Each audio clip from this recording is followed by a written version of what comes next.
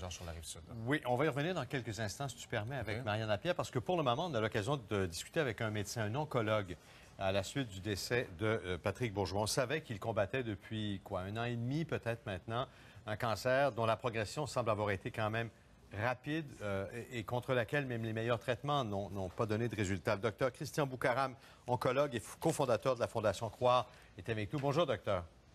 Bonjour. On parle d'un cancer colorectal. Est-ce que la progression, on ne peut pas parler évidemment strictement du cas, évidemment c'est un dossier médical précis, mais en général, ça nous semble un cancer qui donne un peu plus de chance que ça aux patients. Celui-là était particulièrement virulent?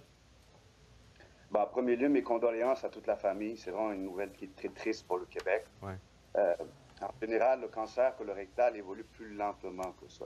C'est rare que ça progresse de manière fulminante aussi rapidement. Je ne connais pas le cas, je ne pourrais pas vous dire exactement quoi dans son cas de vie.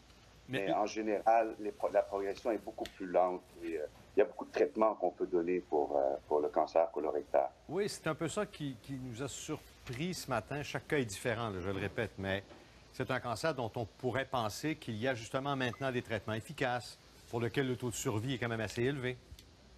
En effet. C'est un cancer avec des taux de survie très élevés, beaucoup de chances de cure. C'est sûr que ça dépend aussi du stade auquel il a été diagnostiqué initialement.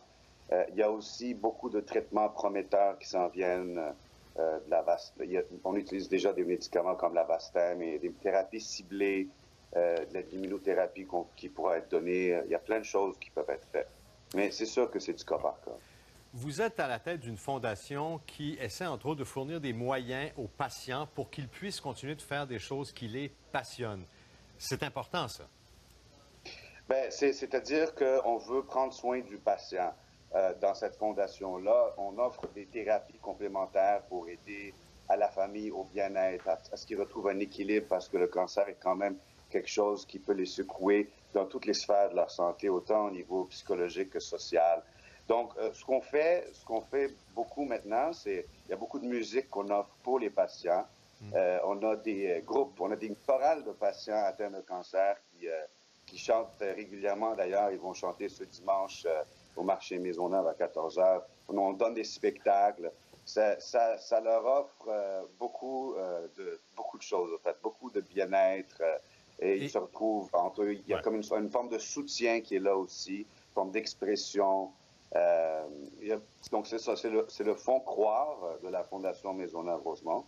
Si jamais vous voulez le soutenir, il faut absolument spécifier que c'est pour le fonds Croire. De l'hôpital Maisonneuve-Rosemont.